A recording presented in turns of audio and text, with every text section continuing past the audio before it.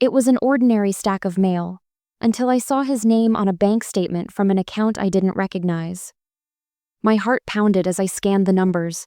Thousands of euros, quiet withdrawals, a pattern stretching back 2 years.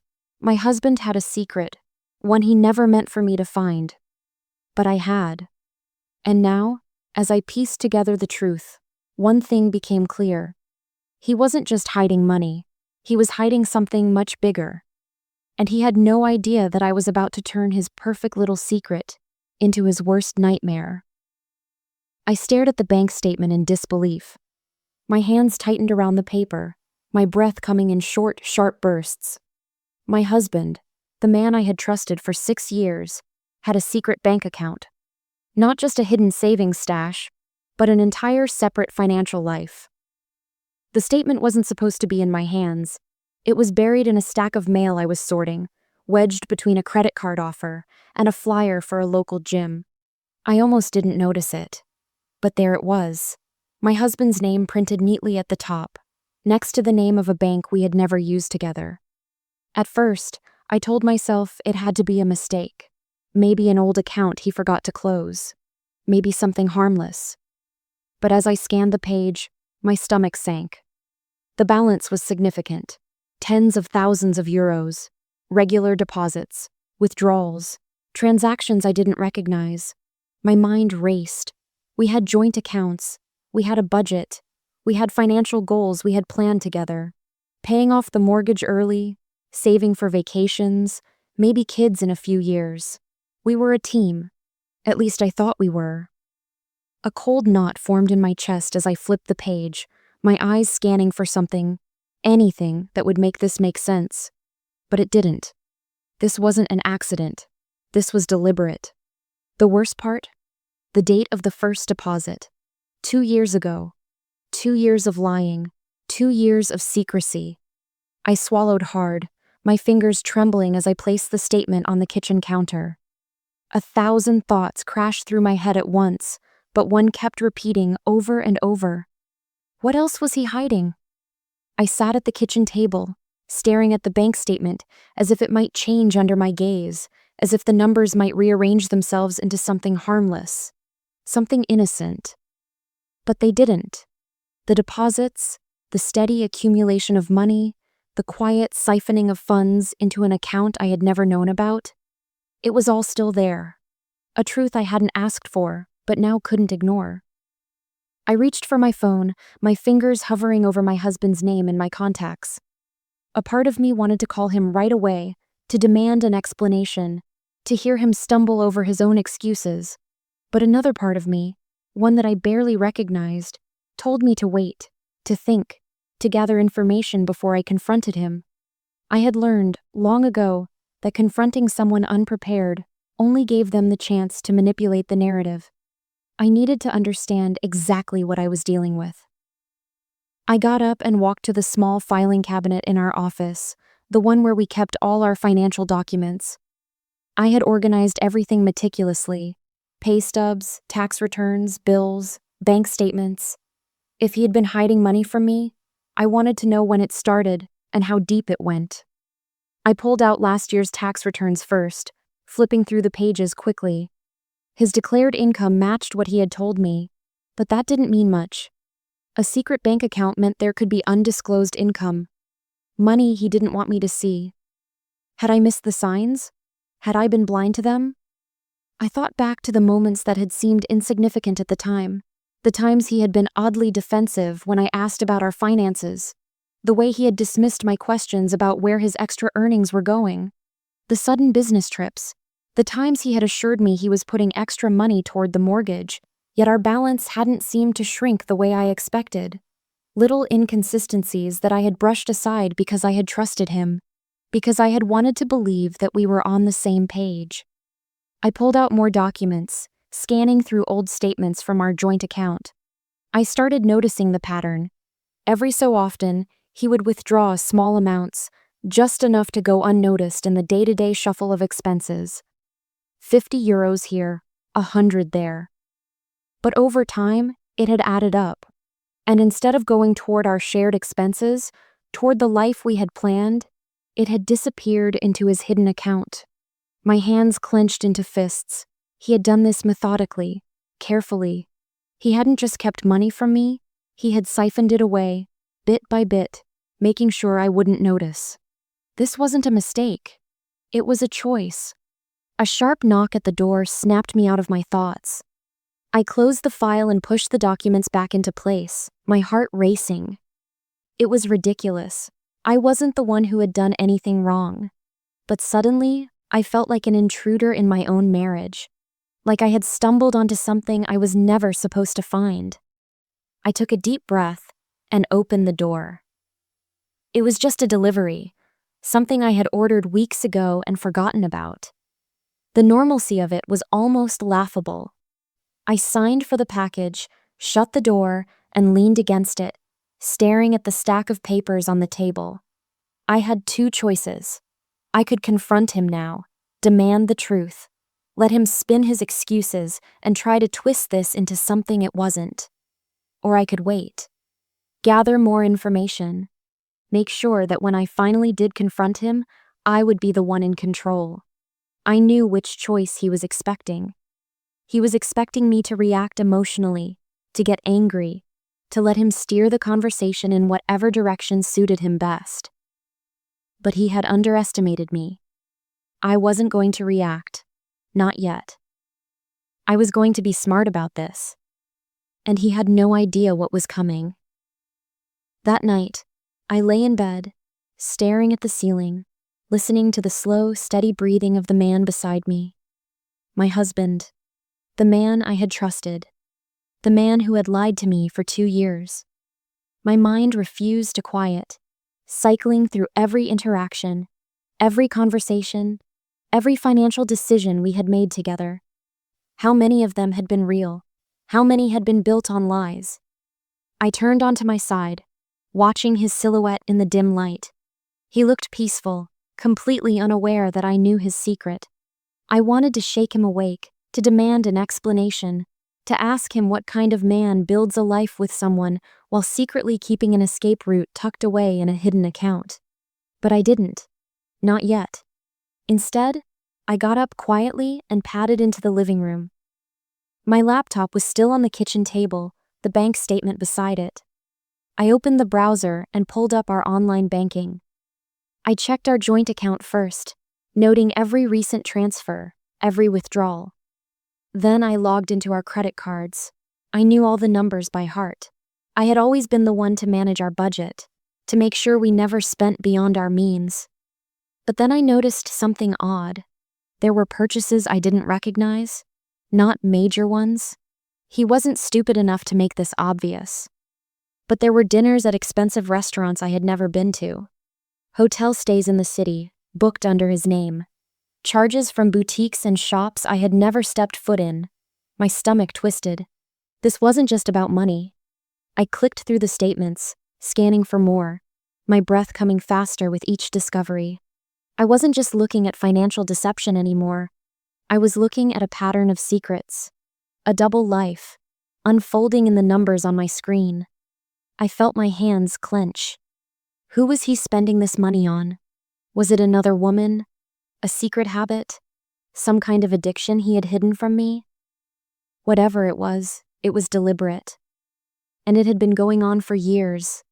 The worst part? He had been coming home every night, kissing me, telling me he loved me, pretending we were a team. All while siphoning money into a private account, while spending money I hadn't known existed. I leaned back in my chair, exhaling slowly. Anger burned through me, hot and sharp. But beneath it was something colder, calculating. He thought he had everything under control. He thought he had me fooled. But now, I knew. And I wasn't going to let this go. I clicked out of the banking apps and shut my laptop. My pulse was steady now. My thoughts were clear. I wasn't just going to confront him. That would be too easy. I was going to make him regret ever thinking he could lie to me. The next morning, I woke up before him. The weight of my discovery sat heavy on my chest, but I forced my face into neutrality. If I had learned anything from last night, It was that I couldn't let him suspect that I knew. Not yet. If I confronted him too soon, he'd have a chance to twist the truth, to make excuses, to manipulate the narrative in his favor. No, I needed to be patient. I needed to watch him the way he had been hiding from me. I moved through the morning routine as if nothing had changed. I made coffee, buttered toast, flipped through my phone while he scrolled aimlessly through his emails. But everything felt different now. Every movement, every word out of his mouth felt rehearsed, like I was suddenly seeing the performance for what it was. "Morning, babe," he said, leaning in to kiss my cheek like he did every morning. I let him. I even smiled, because I needed him to believe everything was normal. "I might be late tonight," he said casually, sipping his coffee. "Meeting with some clients?" I nodded, not looking up. Lying came so easily to him. I had checked his calendar last night. He had no meetings scheduled, but I didn't call him out on it. Instead, I asked, "Where's the meeting?" "Ah, just someplace downtown. You know how these guys are, always picking the most expensive restaurants." He chuckled, shaking his head like he was just another hard-working man, making sacrifices for his career. I wanted to laugh at the absurdity of it. Did he actually think I was this blind? That I had gone this long without noticing how money slipped through his fingers? Or did he just assume I would never question him? I leaned against the counter, watching him over the rim of my mug. "Maybe I'll meet you after," I said lightly. "I could grab dessert while you finish up." For a brief second, something flickered across his face. So quick, most people wouldn't have caught it. But I did. The hesitation. The split-second calculation before he forced his expression back to neutral. "Oh," he said, setting his mug down. "I don't know how late I'll be. You don't have to wait up." A perfectly normal response. To anyone else, it would have seemed harmless. But to me, it was confirmation. He was lying. Again. I just smiled. "Of course. Don't work too hard." He relaxed, thinking he'd dodged something. I turned back to the sink, keeping my hands steady as I rinsed my cup. Inside, though, I was electric. The fire inside me had cooled into something sharper, a strategy. He had been so careful, so calculated. But now, so was I. I was going to let him keep lying, let him keep digging his hole deeper. And when the time was right, I wasn't just going to confront him, I was going to dismantle him. The day passed in a blur, but my mind never left the hidden account. I went through the motions, answered emails, handled work calls, even made small talk with colleagues. But beneath it all, a plan was forming. I wasn't just going to confront him, I was going to control the outcome. That evening, after he left for his so-called client dinner, I sat down with my laptop again. My fingers hovered over the keyboard before I typed his name into an online banking search. I already had one statement in my hands, proof that the account existed, but I needed more. How much had he taken? When had he started? Was he still actively transferring money out of our joint accounts? I started with our shared bank. He didn't know that I had access to the full transaction history, including scheduled transfers. And there it was. Every month, a quiet little withdrawal, always under 500 euros, small enough to go unnoticed. The transactions stretched back nearly 2 years, each one slipping through like sand in an hourglass. It wasn't just one lump sum of money he had hidden, it was a steady, calculated siphoning of funds. I took screenshots of everything, saving them into a hidden folder. Then I moved on to searching for his credit reports. If he had one secret account, he could have others. The results sent a chill through me. There wasn't just one account. There were two. The first was the one I had found, the one with steady deposits and withdrawals. But the second? It had loans attached to it, large ones he had never mentioned to me. I scanned through the details, my stomach twisting. What the hell had he been doing? Gambling? A second life? A woman? The thought made my breath catch, but I shoved it aside. I wouldn't let my emotions cloud my judgment. Not yet. I took more screenshots, documenting everything. If this account had loans attached, that meant debt. And if he had hidden that from me, then he had done more than just steal from our shared finances. He had put our future at risk. I shut the laptop and sat back, staring at the ceiling. This was bigger than I had thought. This wasn't just a man stashing away money for a rainy day. This was a man leading a double life, financially or otherwise. I heard the front door open, the sound of his keys jingling as he stepped inside. I inhaled, smoothing my expression, shutting off the burning questions racing through my mind. He smiled at me, casual as ever. "Hey babe, dinner was good, long but good." I nodded, watching him. The way he shrugged off his coat, the way he set his phone down on the counter, face down, the way he looked at me like nothing was wrong, like he hadn't just spent the last 2 years lying to my face. "Glad to hear it," I said softly, a smile touching my lips, because I knew something he didn't. The game had already changed, and this time, I was the one in control. I played my part well. Over the next few days, I kept my routine unchanged, never giving him a reason to suspect that I knew. If anything, I was softer toward him, more affectionate, more understanding, asking about his work with genuine curiosity. I wanted him to feel secure, to believe I was still the same trusting wife he had always known. But behind the scenes, I was building my case. I scheduled a meeting with a financial advisor under the guise of checking on our investments. In reality, I needed to know how exposed I was to his financial mess. If his hidden debts were tied to our joint assets, I needed to act fast. I didn't want to wake up one day to find out he had emptied everything or left me with his financial wreckage. The advisor listened carefully as I explained the situation, carefully leaving out my husband's name, but detailing the financial discrepancies. When I showed him the statements, the loans attached to the secret account, he let out a slow breath. "This isn't just deception," he said, flipping through the papers. "This is financial infidelity.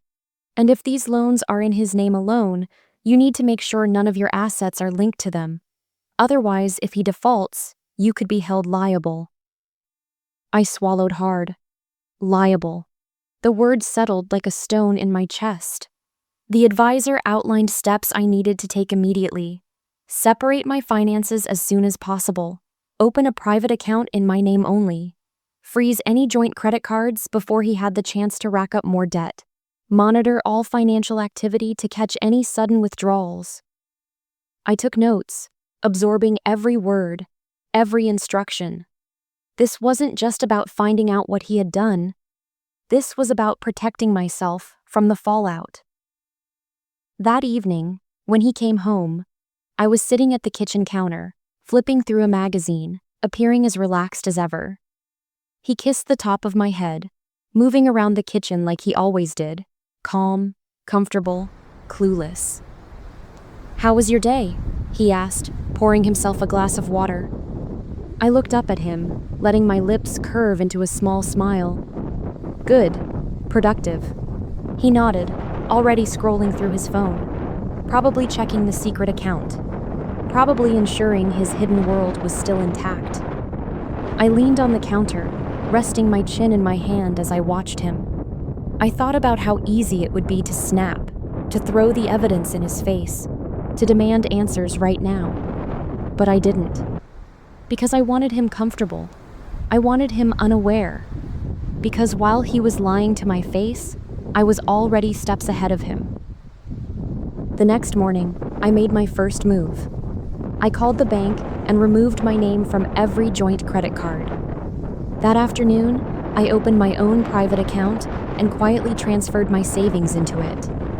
That evening, I logged into our banking portal, checking for any scheduled transfers. And when I saw that he had another quiet withdrawal set to go into his secret account in 3 days, I did something he never expected. I canceled it. And then I waited. I didn't have to wait long. The next morning, the shift in his behavior was subtle but unmistakable. He sat at the table, scrolling through his phone like he always did, but his jaw was tighter, his fingers moving faster across the screen. He wasn't just browsing, he was checking something. Then, the real tell. He let out a small, frustrated breath, barely audible. If I hadn't been watching him so closely, I might have missed it. But I saw the tension in his shoulders, the slight way his brow furrowed, the way he bit the inside of his cheek. Something had changed for him. He had noticed. But he didn't say a word, not yet. Instead, he slipped his phone into his pocket, took a long sip of coffee, and finally looked at me. "Anything fun planned for today?" His voice was light, casual, but I caught the forced ease in it. I smiled, stirring sugar into my tea. "Just running some errands." "Want me to pick up dinner tonight?" he asked, leaning back in his chair, trying too hard to seem relaxed. I nodded. That'd be nice. I knew what he was doing. He was testing me, trying to see if I had noticed something, if I had any suspicion about his secret world, if I had checked the accounts, if I had touched the money, and I was testing him right back. By the time he left for work, my hands were already moving. I logged into our banking portal again, checking for any sudden activity. If he was panicking, if he was trying to move money fast, I would see it. But he wasn't making any sudden moves. Not yet. He was being careful. I was careful too. Over the next 2 days, I watched him closely. His routines were the same. Early morning gym, work until late, home just before dinner. But something had shifted beneath the surface. He was distracted. And then, on the third night, he slipped. We were sitting on the couch, the television playing in the background, neither of us really watching. I could tell his mind was elsewhere. His phone buzzed on the coffee table, and without thinking, he grabbed it quickly, turning the screen away from me. Too quickly. I didn't react, didn't ask, didn't even glance at him, but my stomach clenched. He was nervous. And then he made his biggest mistake yet. He set his phone down, but not face down like he always did. This time, he must have forgotten, too preoccupied with whatever was unraveling in his mind. And for the briefest second, I caught a glimpse of the notification that had flashed across the screen. Bank alert. Transfer declined. A rush of satisfaction flooded through me. He had tried to move money, and it hadn't worked. He was scrambling now. I took a slow breath and leaned back against the couch, hiding the small smile that threatened to form. Now, he knew something was wrong. But he had no idea that I was the one pulling the strings. By the next morning, his demeanor had completely changed. He was restless, distracted, checking his phone more than usual, his eyes flicking to me like he was trying to read my face, trying to figure out if I knew. He didn't ask me anything directly, though. He was playing a careful game, one where he still believed he had control, still believed he could get ahead of whatever was happening. But the truth was, he was already caught. That afternoon, I made my final move. I scheduled a meeting with a lawyer. It wasn't about divorce. Not yet. It was about protection, about separating my financial life from his before his hidden debts could bleed into mine. The lawyer listened carefully, nodding as I laid out the situation. When I finished, she folded her hands on the desk and spoke in a measured tone. "You're in a strong position," she said. "He's been dishonest, and you have the financial records to prove it. The next step is deciding what you want to do with that power." I already knew. I wasn't going to let him manipulate me. I wasn't going to let him tell me a version of the story that suited him. I was going to take control of the confrontation. That night, I set the stage. I printed out everything. The bank statements, the secret accounts, the declining transfers.